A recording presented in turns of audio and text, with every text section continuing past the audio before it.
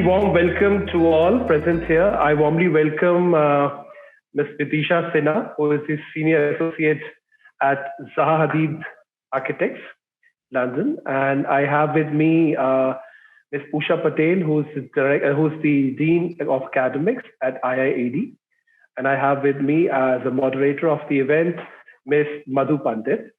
To briefly introduce Usha ma'am, she's the Dean of Academics at IIAD and brings along more than 30 years of experience in teaching in some of the best design schools in the country, conceptualizing and implementing design projects with notable NGOs, international universities, and Government of India.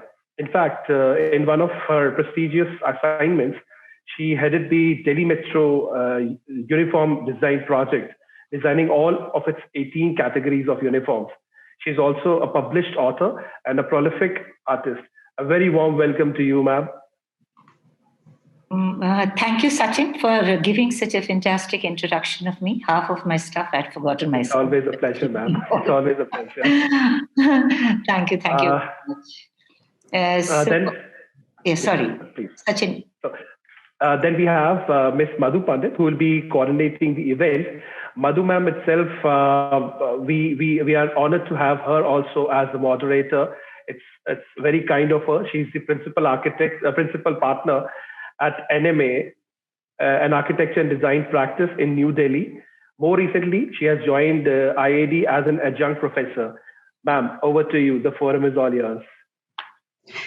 Good afternoon, everyone, and good morning to Bidisha.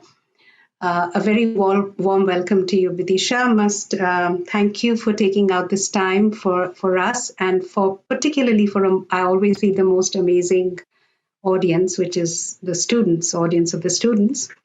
So I'm just going to very briefly say a few words about you, Bidisha, because the rest of it has to come from you. So for everyone else, Bidisha and I go a long way. Bidisha was many years ago first a student of mine. Then she came and became a colleague in my office. So she was a working colleague, and we've traveled to get together on projects in the mountains. We have a whole list of funny stories of those particular projects we have.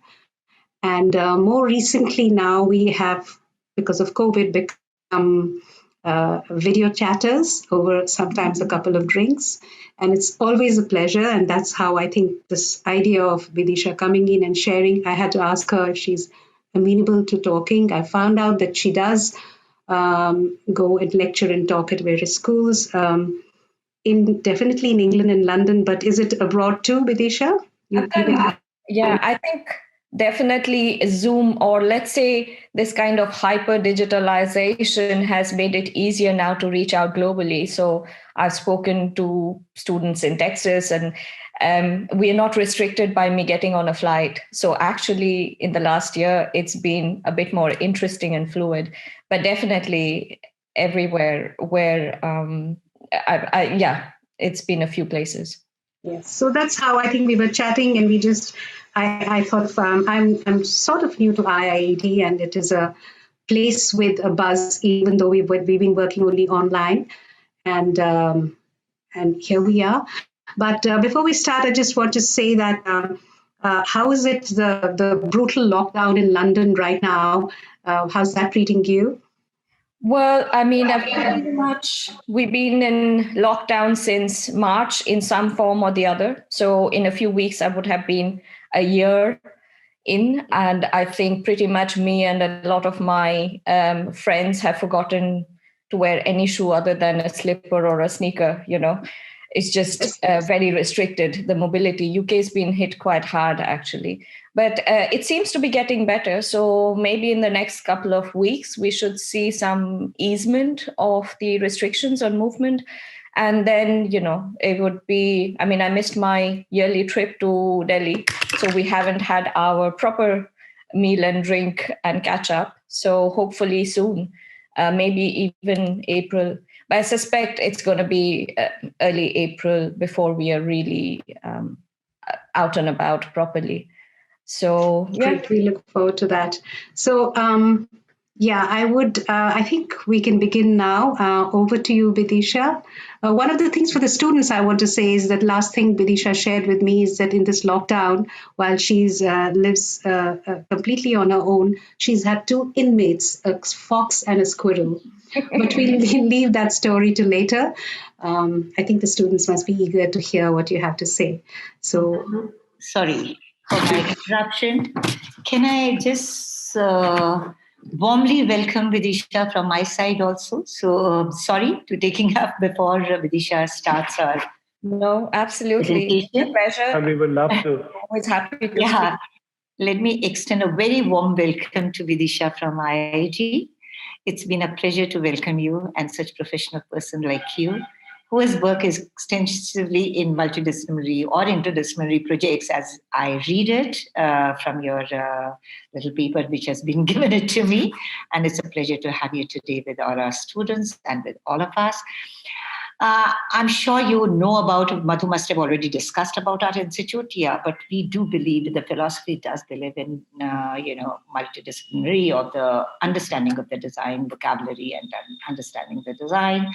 And of course, we have lots of design department with the business department, but we share a common philosophy across. So there's a lot of exchange and a lot of buzz and a lot of excitement when the fashion, communication, interior architecture and fashion collaborate together.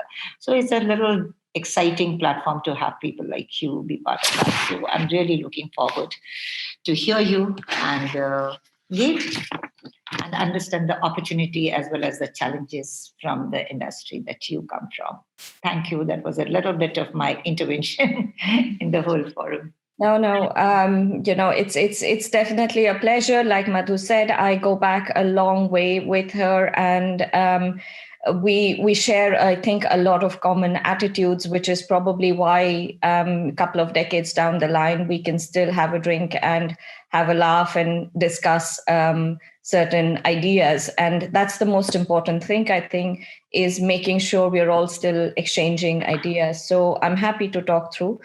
Let's pretend this is not a lecture, because lecture sounds so boring. So it's kind of a overview of the work that I've done. I mean, I will not presume that everyone knows my firm that I'm working with or is fully familiar with the work. So I'll give a very brief introduction. Of course, afterwards, if there is any further clarification, we could discuss something. Just so we know that Zaha Hadid Architects is a London-based design firm, which was set up by Dame Zaha Hadid, who unfortunately left us in 2016. But in her in the span of her career, she broke a lot of boundaries and set up some very interesting new challenges, which we have learned, and almost it's part of our DNA. This is how we design, because she had an extremely progressive way of thinking. And she went to school in London and at the American University in Beirut.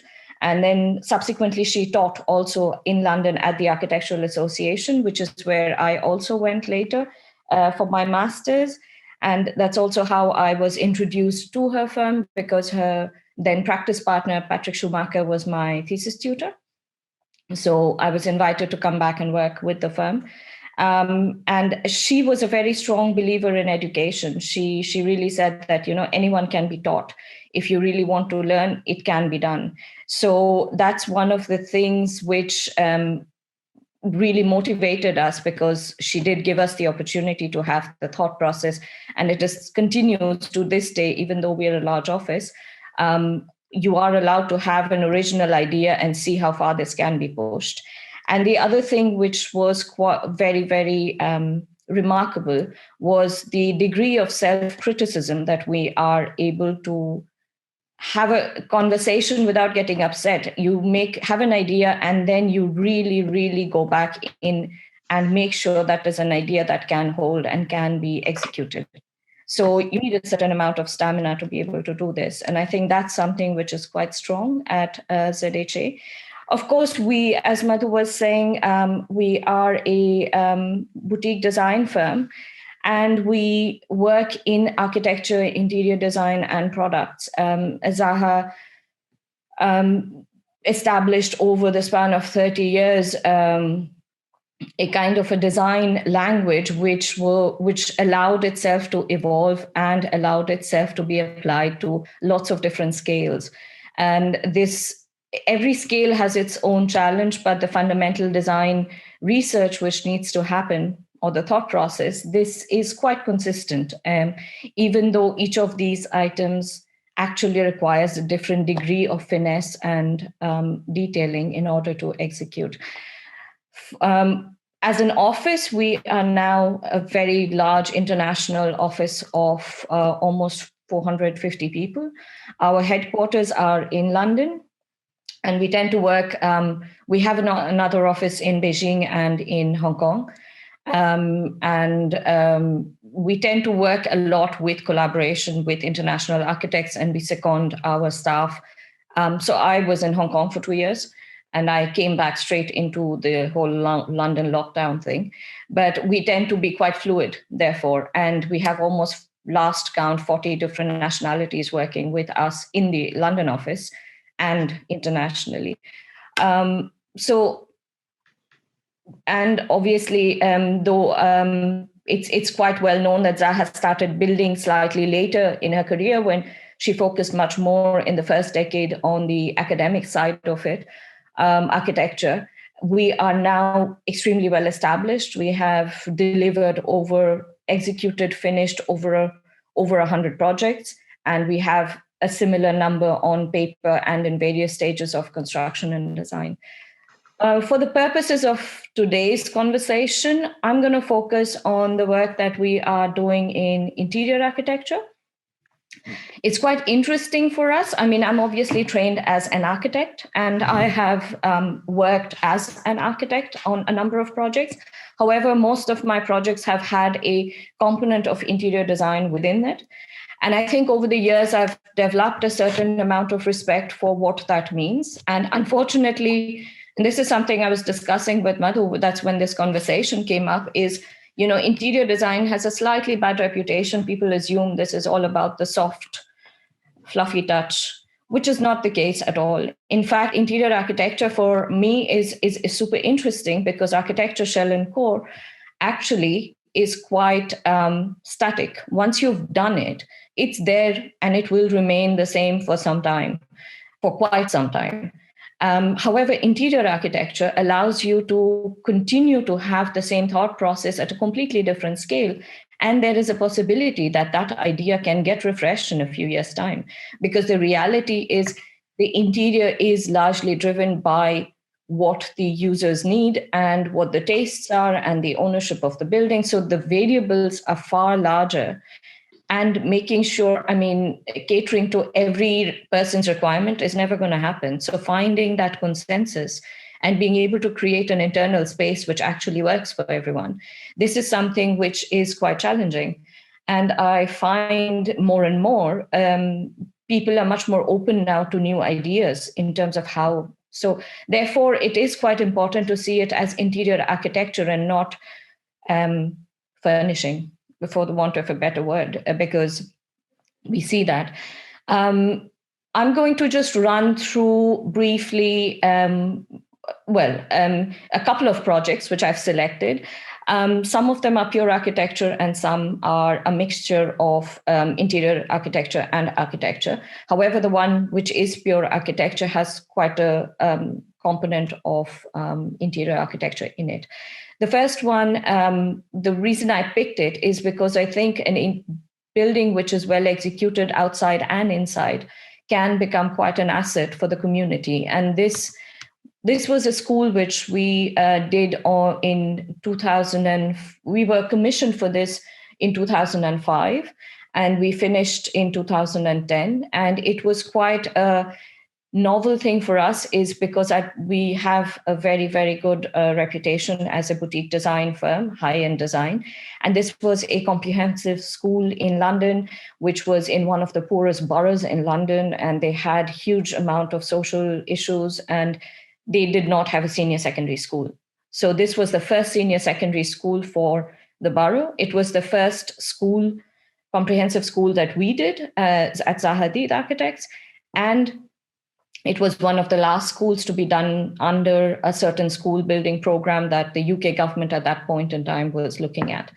What was interesting for us is when we approached this, we kept it under wraps for a long time because we didn't want it being, somehow influenced by all of the other, because UK planning is extremely complex. So we kept it under wraps, but it was very clear from the beginning that this couldn't be all about the facade or the architecture or the shell and core, because the kids are going to spend 10 hours inside the building. And for some kids, this was the only stable environment. 75% of these kids came from poor families, abuse. This was the only food they were getting. So it was quite a strong context to work with. It was basically, before that school site was identified, it was a garbage depot where the trucks were cleaned. So the smell was amazing when we went to site for the first time. And also I found the objections amazing because neighbors actually complained about a school and 1,200 students and what that would do to the neighborhood.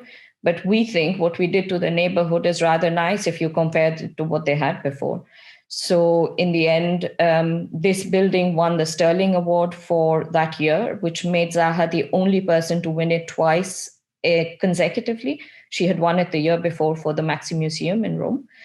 And what was interesting is that this was supposed to be a school within schools, so that they would split up the 4 schools and have a smaller pastoral care so that the teachers really knew the kids intimately. And obviously it made it quite difficult because you needed to create a sense of ownership of space without actually putting in security boundaries. So what we did achieve, which is was quite impressive, is there were 2 main things which we kind of really kept, it was kind of printed in large, and those were going to be the driving design principle. Is one, the building would not have any rear facade. So both sides of the building should look like the front, so that it is clear that the building is for the whole community, and also there were 3 gangs, so we needed to make sure that they felt safe walking to the school. So we had 2 entrances. And the now famous running track actually was a way to make sure that the 2 sides of the community was connected together. So that was our kind of architectural formal massing siting. Internally, what we decided was, the finishes were going to be muted and be quite calm and nothing too crazy. But we used subtle variations in colors and made sure that every school had its own color. So the 4 schools had 4 colors.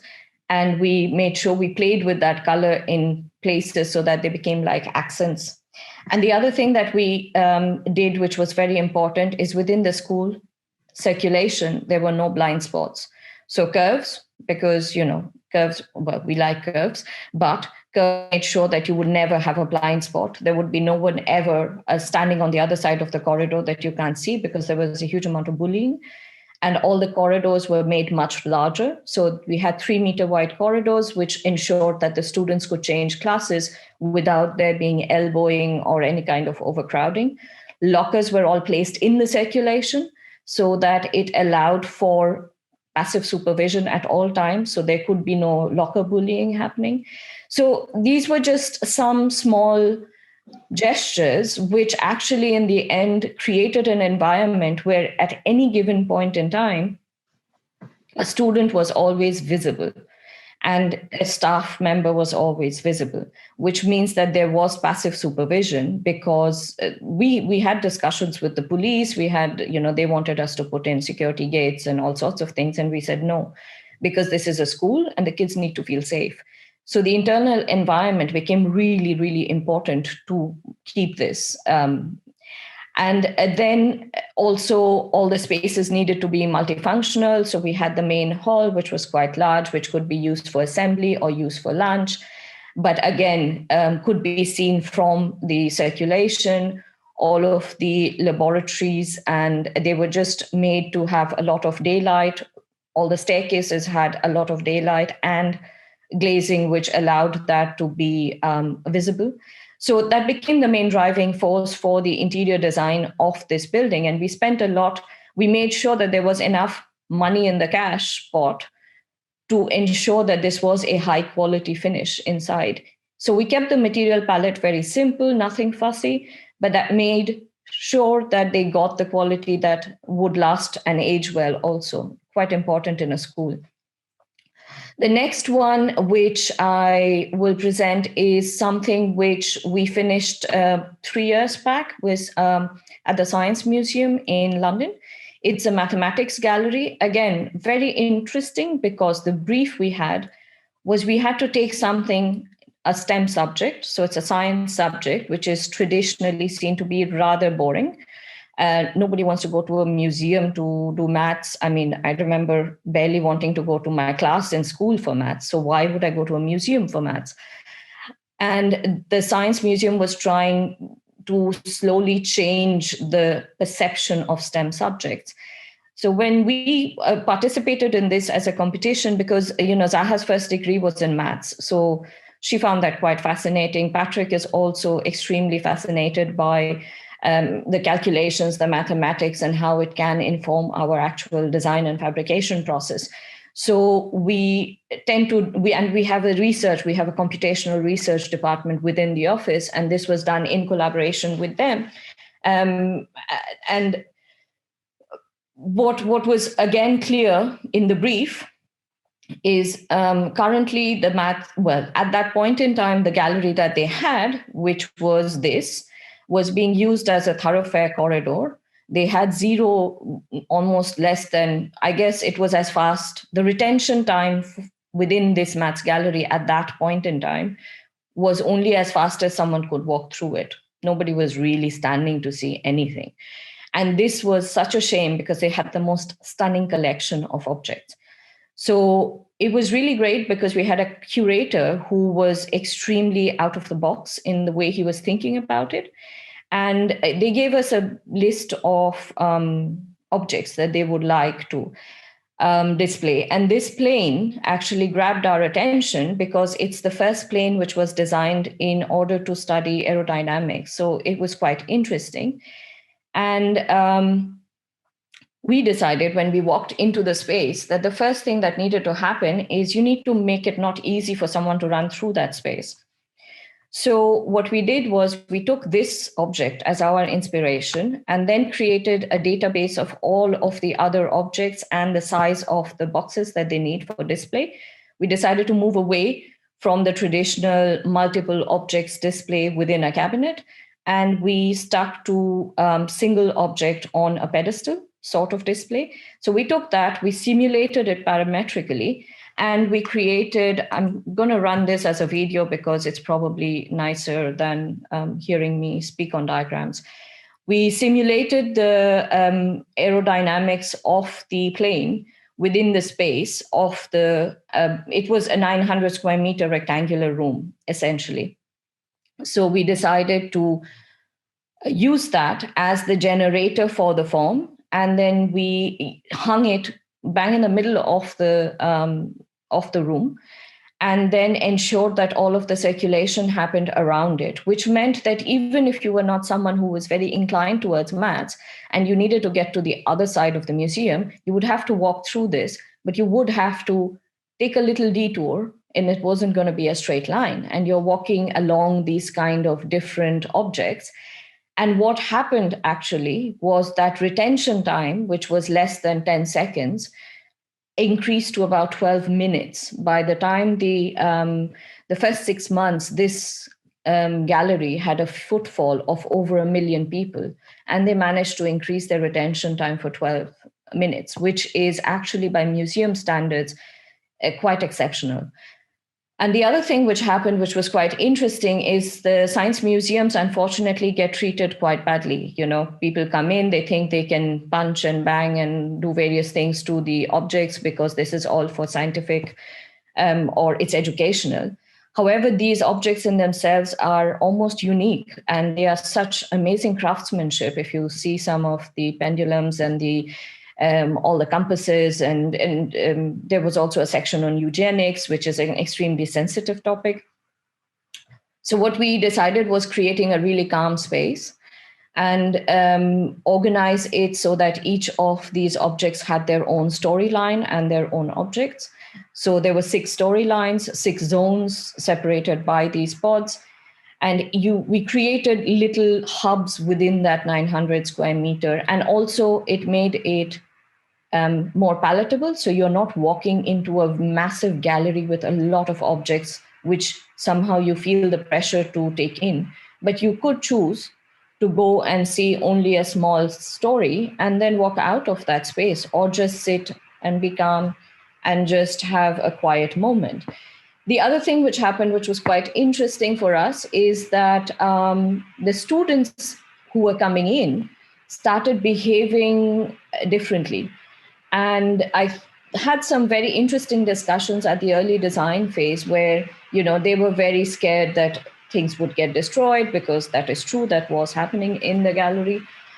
However, we had a discussion, and the director of the Science Museum, Ian, and the director of Master Plan at that point, Karen Livingston, they were quite clear that if they gave the population coming in a good design, it would be respected. And actually that did happen. So now, even without really restricting or telling people to behave well, they have seen a massive change in behavior when people walk into the gallery, because it creates a very different and calm space compared to elsewhere in the Science Museum. So for us, this was quite an achievement to be able to do this. And obviously, beyond that kind of formal investigation that we did, we also took our own precedence on, this is the Roca Gallery in London, which is a completely soft form, again, a similar scale, which has been simulated with the movement of water. Unlike the Mats Gallery, which is air, this one had to do with water, and we've carved it out. So we also had precedence in terms of how things could be organized and finished. So a lot of our materials came from that. So sturdy, and that they age well, because these exhibitions have to last for at least 35 years without being touched again. Also our experience in terms of how objects can be displayed so that people can walk between them and can actually appreciate them. So this was something that we actually looked into. We've done a lot of similar exhibitions. These ones are temporary. This was in Padova. And then comes the actual material investigations, which we did for the pod, because that was a very big decision, that they were taking something which was fabric, which would be considered delicate, and making sure that this lasts. So we had to do quite a bit of tests, but we also had within our own portfolio work, which we had done before with fabric. So that really came into handy. And that's the final result. It's a very soft, the color is incidental. It can be adjusted. This is something that we all kind of liked. And uniquely, there was a conversation about how to make it gender neutral. So there was a big discussion about not making it black and white, fair, but not making it blue or not making it pink. And so in the end, we kind of used different tones and transitions of color to give the space a much more neutral feel. It was an interesting conversation, for example, because blue is considered to be a boy's color. However, blue is one of my favorite colors. And I was sitting there and saying, well, that doesn't work. So there's something which was one of the biggest things that we discussed was color in the end for this project. And yeah, that's how it looks in the end. Of course, as architects, we work with structure and restrictions. These columns, of course, came with the old building. It was over 100-year-old building. And we have some very interesting stories of when we opened the structure up. We had a few disasters because of the quality of the concrete from 100 years back. But yeah, in the end, it's a complete success story. The next one is actually a house, much more traditional in terms of what you would think in interior design. We also did the structure and the facade, but it's a Muse house in an old, in London, specifically in UK, Muse were these areas which were used for the stables of larger properties in the days when you had horses and chases and all. And now these are very coveted little residential areas because they're very quiet and usually they have a discreet entry. And this was very interesting for us architecturally also because Muse come with very strict regulations of materials and what can be used. And we had to convince the Westminster Council that actually it would be a good idea to use those same materials, but in a completely different way. So we ticked all the boxes. We have the black pipes and we have the brick and it's neutral colored, but it looks nothing like it would if you had a traditional Muse. So that was super interesting for us architecturally. But what was even more interesting is it's a very tight site with like 6 other properties. How do you make it an amazing interiors which really pushes the boundaries of things? And Zaha's idea was that we should treat this like a 3-level object display almost. So in the inside is carved out. Every floor has its unique object, which is carving the space out for that. I mean, it's very tiny. The footprint, it's barely 100 square meters, 10 meter by 10 meters on per floor. So it's super tiny. It had a basement, which originally had some kind of a weird treadmill swimming pool, which we completely took off. And we made the kitchen and the open lounge the hub of it. And this was the kitchen counter, which was designed to sit on top of a much more traditional modular system kitchen from Buffy. And that's the executed object, which we actually worked with a shipbuilding company because this is a soft form fluid and it's liquid metal painted. Took a lot of testing, but turned out to be quite exceptional in terms of the workmanship that they did. I think this is the only breakfast counter that company has ever done. Also did extremely soft form, mostly solid surface. This is the guest toilet in the basement, which was executed. I don't remember if I have images of that, but so that's the basement. And then you go to the ground floor and they needed to have a garage, which if you didn't have a car could be used as a study. And we made sure that it's an open plan. And the key feature here was the actual atrium, well, it's a double height space and the balustrade, which would be the protection. So we did something which was quite sculptural so that it became part of that narrative. And then executed this also with a company which does a lot of furniture and high-end sculpture. So these guys don't traditionally do balustrades, but this is a 3D milled acrylic.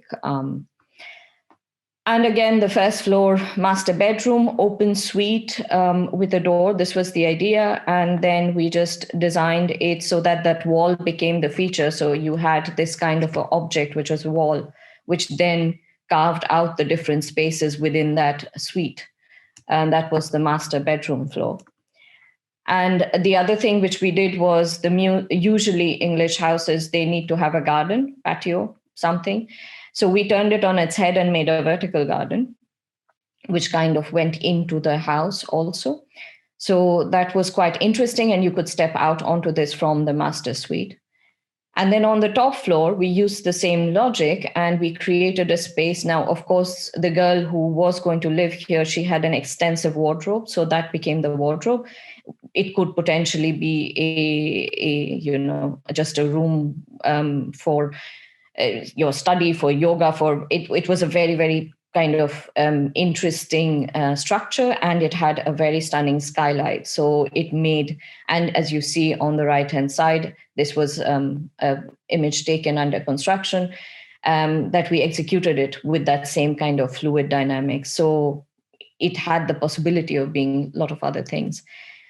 And this was the top with the other skylight where the staircase, and then you see the staircase executed and installed with the skylight on the side. And one of the things to note is that for our projects, because we tend to have ideas which perhaps are not everyday, it means that as the designer on the team, you need to be very rigorous in terms of how this is going to get built, because you can't just leave it to the guys. And what I thought could be interesting for me to just quickly flip through is how rigorous you need to be. So I picked the staircase because this was in ultra high performance concrete, but we were asking the staircase to do something which is extremely difficult because it was monolithic, had really sharp, sharp corners. And you cannot just cast concrete like that. It's not possible. So we had to work with them. This was the final, after I think almost a year of someone designing staircases for this house, this was the final form that Zaha agreed on. And then came the challenge. I mean, it's not like everything is always serious. We had our moment. We went through this kind of craziness that should be just go crazy and covered in lacquer. And then you wake up in the morning and say, okay, no, we're not doing that. We're going to be quite sensible. So the decision was to go with the concrete, ultra high performance. And then we worked with a structural engineer and another company which did normally facade systems. And we did a full structural analysis on that and how it could be, it's a scissor staircase, how the load would get distributed so that you wouldn't need any intermediate support. There was quite a bit of work done there to analyze and optimize the structure, also to make it lighter, because you couldn't have the same thickness throughout the staircase tread. Otherwise, it would have become very heavy. And then we kind of also had to find a way in how we explain this to the actual fabricator, because this is not a 3D printing thing. You have to make a structure and then cast the concrete. So this was quite an interesting exercise that we went through, and the detailing. And then we had numerous workshops where we actually made smaller models, then larger models, then 1:1 models. So there was a lot of testing which happened. They created in their warehouse. This was in Europe. At that time, this was easy because I don't know, now with the whole Brexit situation might be a bit more tricky doing this kind of research work with our European partners. But this was a factory, and they created a special contraption, which basically, as you were pouring the concrete into the mold, it would keep rotating it so that you had a very even distribution of the actual concrete. And then that's the formwork against which it was being cast. So, and then you see here that little pipe sticking out. This was from where the concrete was being fed, and that would get plugged in the end. And that's the finished product, which was brought to site. And then they hand blended. So there's a bit of sculptural artwork which happened here. They hand blended out any joints which actually were there. And then they had to wash the whole structure with some slurry, because otherwise you get differential curing of concrete, which would have looked quite patchy. It was laid to almost 20 mil precision. So that was also quite an interesting exercise, maybe for a different day, how it was brought in and positioned on site. And and then of course, this was one of the first things to be installed because it was rather large. And then they created a temporary staircase over it for everyday use till such time as it was all finished. So this was the skylight on top, which was also done with a Codex form. And you can see the precision with which the concrete did get cast. And I have to say, exceptional work from the contractor. And we wouldn't be able to do this if we didn't have a really good chain of contractors working with us. So that was the final kind of staircase finished. And as you see, it's just sitting with support on the main slabs and a pin support on the short side. And there's no other structure. It's self-supported. The other thing which I also find quite interesting is interior architecture. In our case, it creates these moments where you don't experience a building by staring at it from the outside. You use it. And one of the projects that we've been working on recently is a campus in Hong Kong.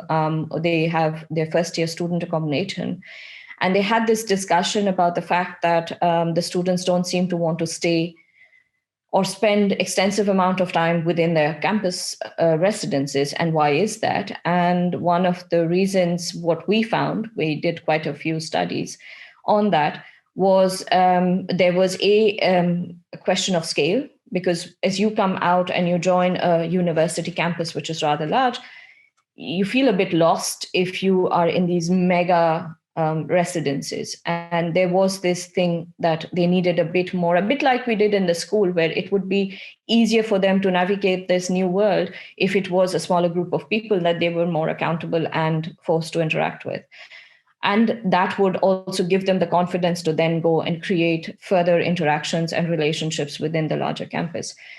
And then, of course, you look at what originally would have passed as a hostel, and you understand why there might be, at this point in time, they might find it a bit less inspiring, because it's extremely functional. The campus had an excellent set of facilities, but yes, there was this kind of slight. It was a question of scale. As you see that the common room is right at the end, you have these long corridors.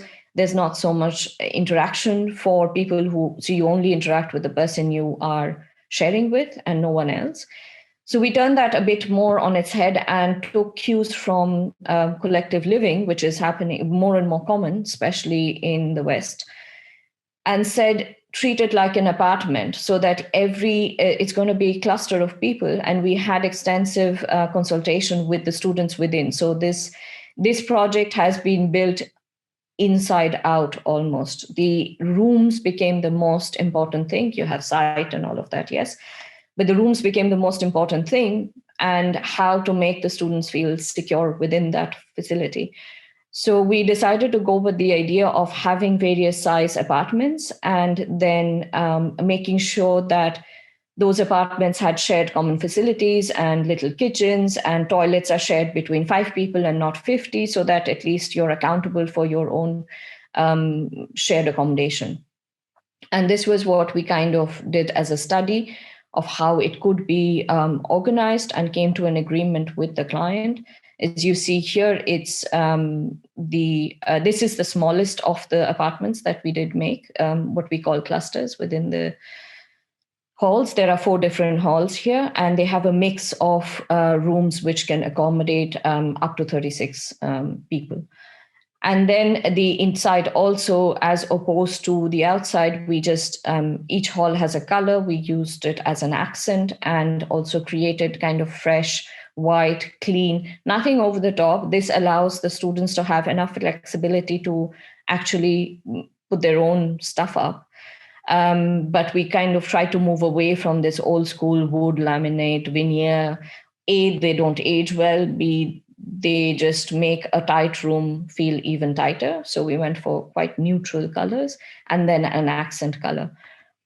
And this is the other cluster, which has a double height and is the 36. And there, as you see, we're using blue to accent. And this one, which is the other one, has the green accent. So yeah, another example of how interior design in this case became quite fundamental to driving the actual project.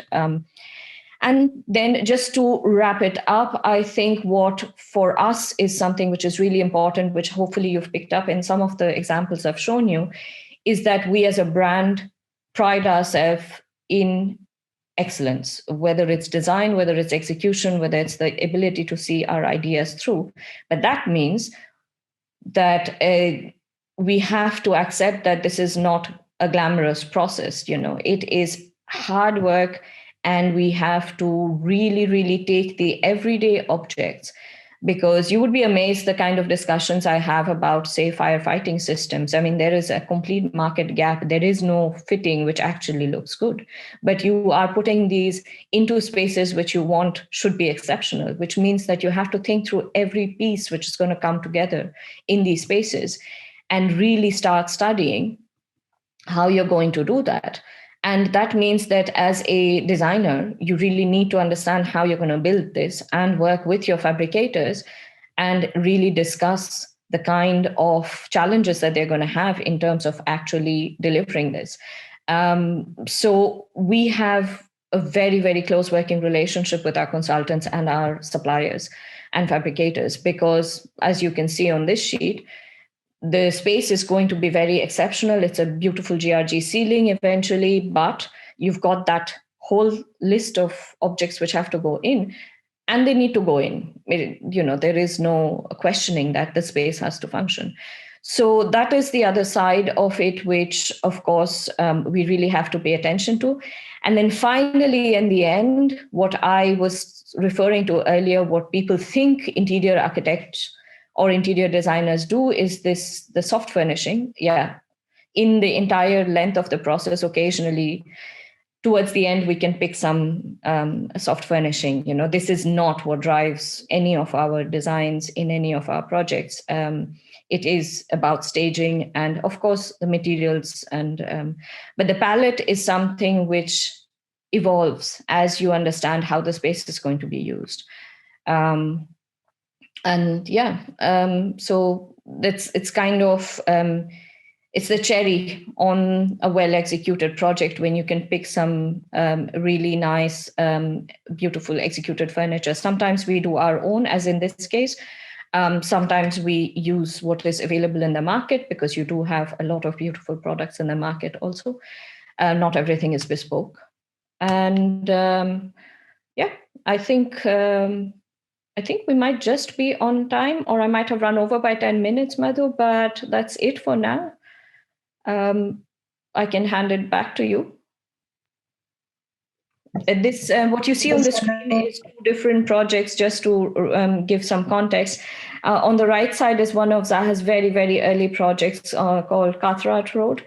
And on the right-hand side, you see the guest suites from Puerto America. It's a hotel, quite interesting. Every floor is done by a different architect. So yeah, I'm going to leave you with these images, and thank you for your patience and listening to me. Okay, so I was just saying that, Bidisha, that was just really lovely in terms of just the way it aligns to how students right now are going through the understanding of how a project is when it's born by born meaning when it comes to you. The central idea, Zaha Hadid also talks about how everything revolves around some idea. It may not be one big idea or a central idea, but it is an idea that becomes part of the DNA of that particular process. I won't say much more. I will, if there are, this is always at an end of a wretched realization that we're running out of time. So I'm going to ask maybe a couple of questions before I can. Satyan, will you allow me to ask the students a couple of questions?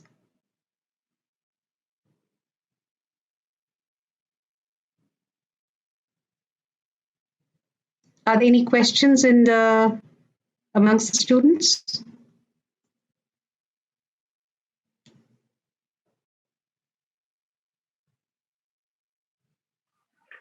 Guys, please ask your questions. Maybe you can type it in the chat box or in the Q&A section.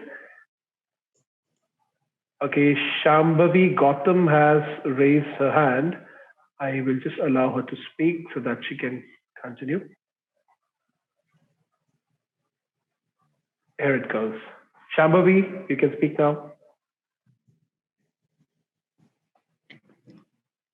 Hi, Bidisha ma'am. It was a pleasure hearing from you. I've always looked at and been fascinated by how out of the box Zaha Hadid ZHD's thinking is. And I've also looked at a lot of documentaries about her as to how she came into the career and how it shaped up for her. My question over here is that when I look at the designs, they are, as you are terming it, that they are very soft. Now, what I understand by soft is in the manner of the form that they are.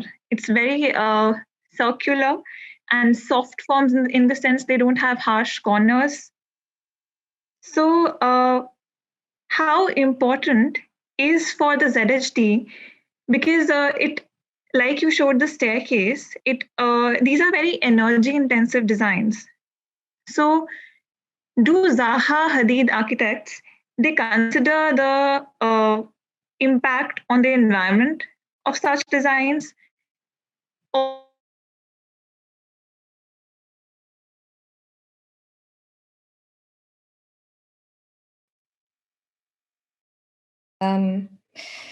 if I've understood your question, and I'm just going to summarize so I know I'm answering the right thing, you're asking whether all of our designs are driven by the formal aesthetics or whether we are taking into account. When you say energy intensive, and I mean, you're talking about sustainability and in general, the carbon footprint of the designs, or I'm assuming this is what you mean, because energy intensive in terms of our work, I mean, I wouldn't have it any other way. I like putting in that kind of passion into the work.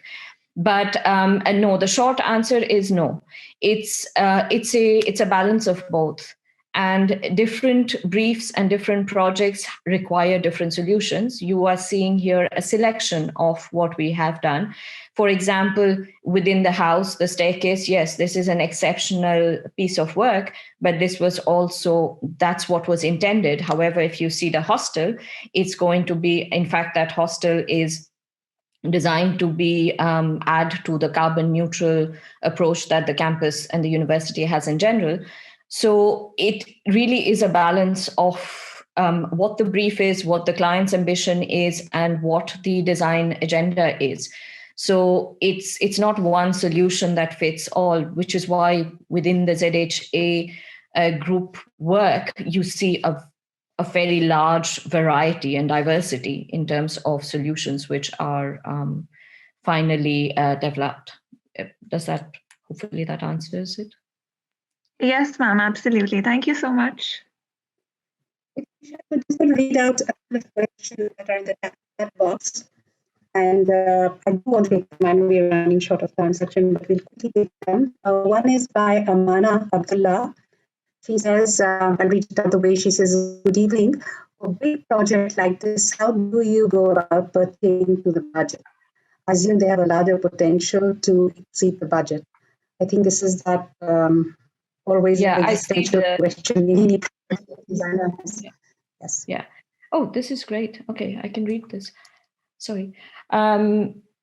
So for like a lot of other interior, like architecture or like anything that you would do, of course, when a project comes to us, we first establish what the client's design ambition is. And then you have a kind of a gentle discussion about what the budgets might be. In certain cases, like if it is a private project and it's a domestic interior, that budget can be a bit fluid because it depends on what the client really wants. However, if you have a project like the school or the hostel, where it's a large government body which has commissioned, in fact, of the projects that I showed you, only the house was a private. Everything else has been a public procurement. That means that the budget is fixed, or if you need to spend more money, you need to show cause. So we work parallelly with our cost consultants. Unlike in India, actually the cost consultant in UK or in a lot of international projects sits outside of the main architectural team. So they maintain a bit of independence and they can advise. And they also advise on procurement strategies and whether you need special subcontractors. So it goes side by side.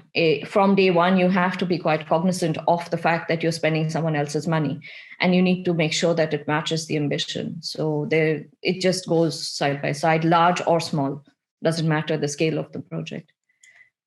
And I can see here there is another question from, shall I just read it out, Madhu? I can see the... Yeah.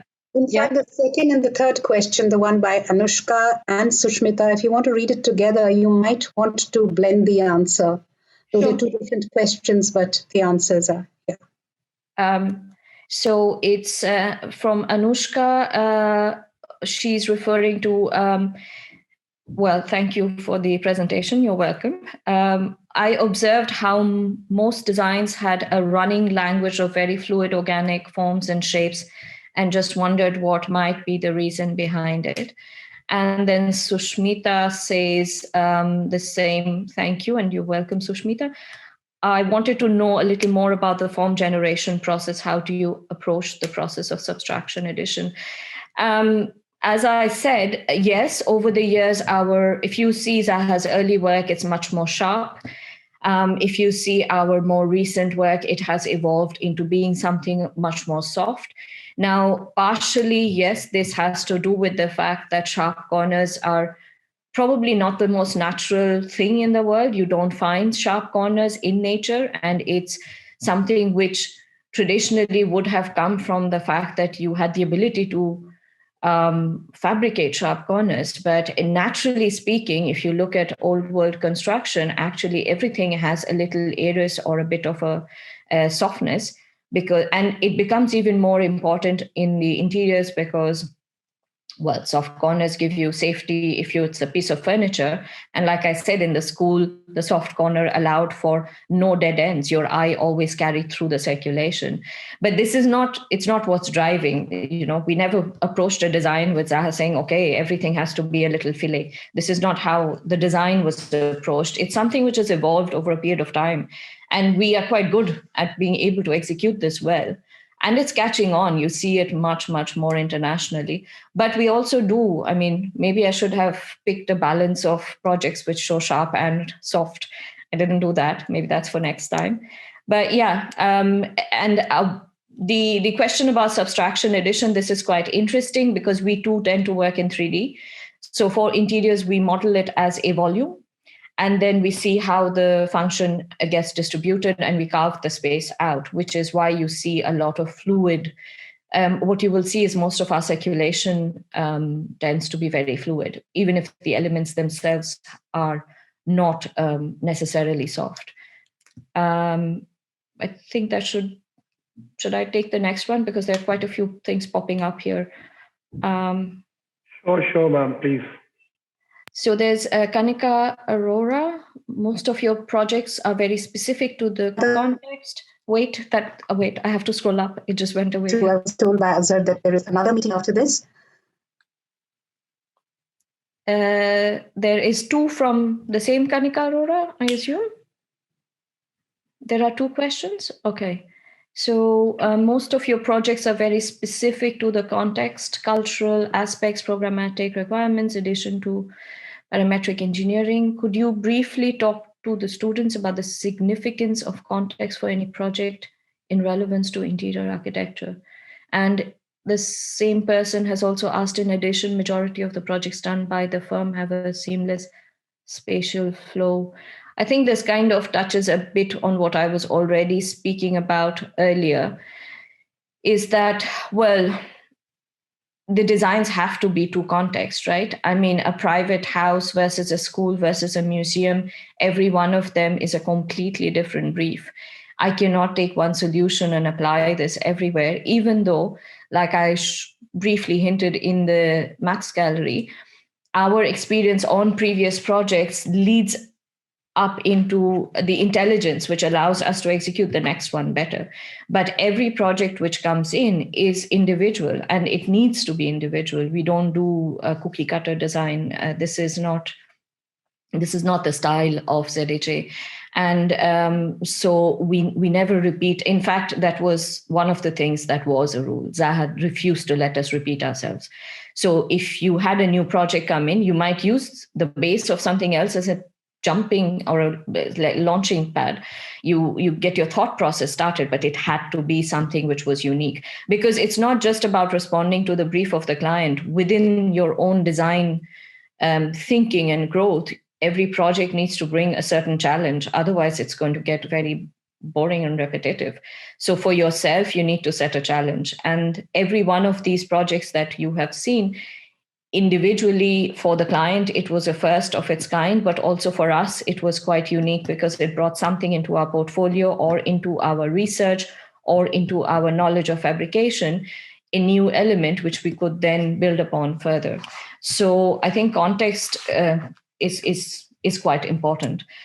Finishes would be important depending on the brief that you're presenting to.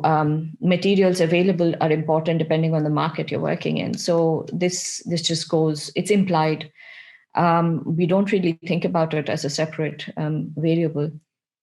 And the second part about the brief, and this is still referring to Kanika's question, the second part is how does the firm achieve balance while catering to different clients in terms of aesthetics and function, is because, again, we don't have one solution. I think what our brand is really is about the fact that every project is bespoke. You're going to walk out with a bespoke product, and it is going to be tailored to your needs.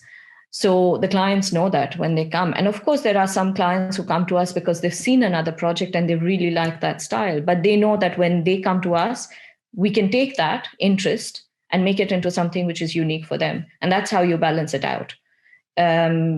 You would very rarely be able to balance it if you were very, very determined to have only a design solution, which you then want to force somebody to accept.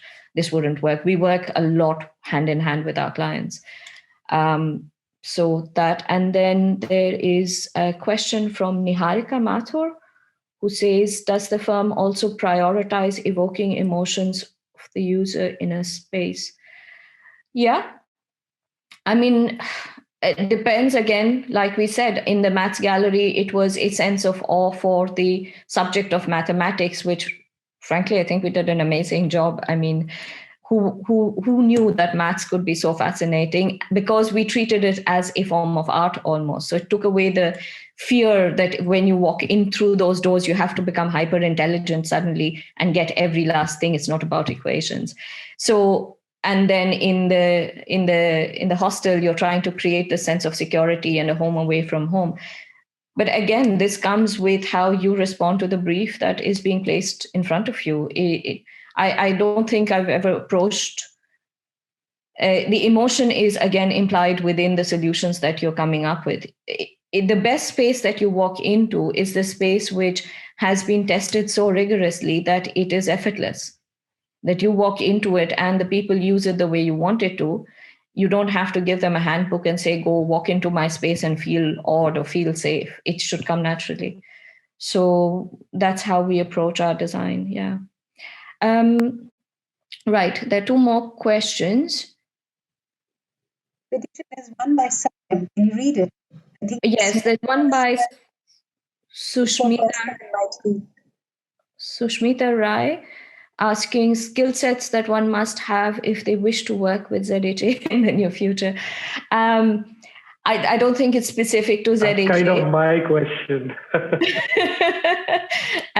No, I don't think this is something specific to ZHA. In any kind of a firm, you do need to have, I mean, first you have to be very rigorous in your thinking. And then you really need to be able to sit down and work through that rigor and be very open to the fact that you're going to multitask and you're going to go back and back and back again on those same ideas until it is really something which you want out there in the world executed. Because once you've done it, interior architecture, okay, maybe unlike architecture, which has a 50, 70, 100-year life cycle, interior might be 20, 30. But normally, other than it's really a private residence, the turnaround is not very quick, right?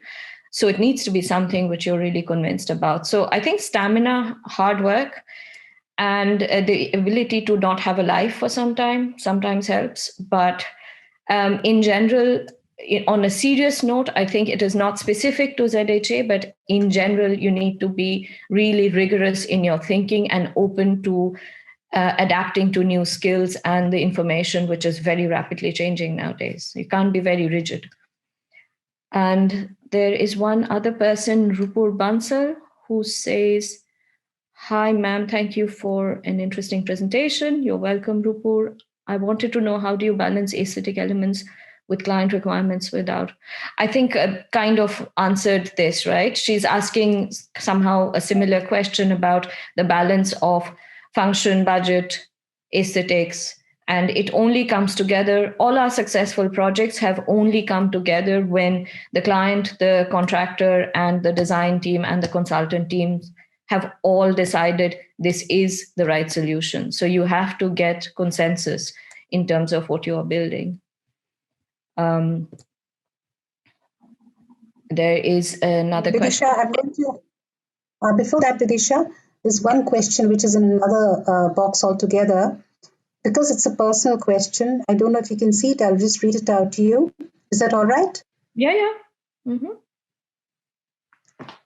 Yeah. So it's Satyam Chaudhary. He's saying, thank you for the presentation. And then he wants to know, it is indeed in us as designers, I'd like to know how has the experience been for you working in a firm, following their philosophy and yet also allowing yourself and your ideas to blend into the projects. These are days where there are disagreements and agreements within the team members. So how is that tackled so that every person who is a part of the team is satisfied? I think this is a question you can answer. I think it's an interesting question. One of the key things why probably ZHA has been so successful is it is both Zaha and Patrick Schumacher, they ran and still run the office as a studio. We are a very large office, and of course, you have certain corporate realities which come in with a large office, but the approach to design still remains rather like a studio. So you are allowed to have your ideas and you're allowed to put it on the table, and then it will get discussed. So that's one of the ways in which every individual within the team is able to bring in their own knowledge and understanding of aesthetics. And the fact that we are an extremely international firm. So interestingly, for example, when I went to the planning department meeting for the house, which was the brick facade, the architecture side of it, the planning department, there was a objection from one of the neighbors who said that pattern to him looked very arabesque and therefore was not appropriate for an English muse, which I found quite interesting because we never saw that. And I had seen that more as kind of a fabric, a curtain which is being opened. And if you zoomed in, it actually was an abstraction of a paisley petal. So when you say that in an English planning thing, paisley is just to put it in context, paisley is something which is very popular in England as a motif. So suddenly you see that you can blend these two senses of understanding of aesthetics seamlessly, because one and the other can actually exist. And it's just the context from which you are reading it. Just to answer that question, so our individuality really comes from the fact that you can look at a design with a very open mind and understand what the cultural context or the semantics for that is, and be open to that. So not get territorial about it. Of course, we have fights. I mean, there are days when you wake up and think, okay, I'm going back to sleep now. It's not worth it. But end of the day, that fight is not only within the design team inside. It's a discussion. It's a challenge which you are going through with the client, with the contractor, with your QS, with yourself, with your team. For me, a lot of architecture and interior architecture or design is about generating consensus on an idea and then being able to execute it. Unfortunately, I think in architecture school, luckily I did study with Madhu and Neeraj and Snehanshu and these guys who were very clear in telling us that the world outside is not going to treat you like this most amazing thing which came out of an Ayn Rand book. And that is the reality of it. The masters we did at the AA was all about teamwork. And we almost killed each other because it was your idea which had to, no, in the end, it is our idea. So, and I think there's a lot of teamwork, which I don't think there is one authorship on any design, at least not within our firm. Of course, the overriding guidance is from Zaha or used to be from Zaha and now is probably guided by those principles and driven by Patrick. But it still comes, they were always very respectful of our individual thoughts and cultural contexts and how we perceive certain aspects in design. And that is really important, I think. So hopefully that was a satisfactory answer. It's a very complex question, it's not easy to answer that. We can spend an entire evening talking about it. Yeah. But thank you. I think we can end at that interesting question. But I'm sure there are many questions. But as they say, all good things come to an end. Thank you so much, Bidisha, for taking out time. you have been a very exciting guest for our IDT talks. And I'm going to just ask Sachin to come and just conclude the session. As far as you are concerned, Bidisha, you and I can have a separate time. I'm also thinking of if our institution can have a long-term relationship with you. We'll see how that works. Sachin, over to you now. Thank you, ma'am. Thank you so much, Bidisha ma'am, for coming over. In fact, it is an honor to have somebody with your experience and the diversity that you carry in terms of the designs that you just showed, the projects that Zadiche handled. In fact, I am kind of mesmerized with the kind of photographs and the kind of end products that I saw. So again, to conclude and to again kind of fit in the same words, thank you so much for sparing that time for us and enlightening the students with the knowledge that the world of Zaha holds. Again, thank you so much, ma'am, and we would really like to have you more and more for such kind of interactions in future. Well, it's been a pleasure being part of this session this morning. And, Madhu knows that I'm always up for a healthy chit chat and exchange of ideas. This is what keeps us all fresh anyway. Even at this level, I'm still learning things. So always open to having nice conversations. And thank you so much for having me on. It was a pleasure for me too. Thank you. Thank you, ma'am. Bye. Catch up again sometime. Bye, Bidisha. Well, have a good Friday evening now. Thank you, students, for You have a great day, ma'am. Yes, you too. Bye-bye. Thank you for the students.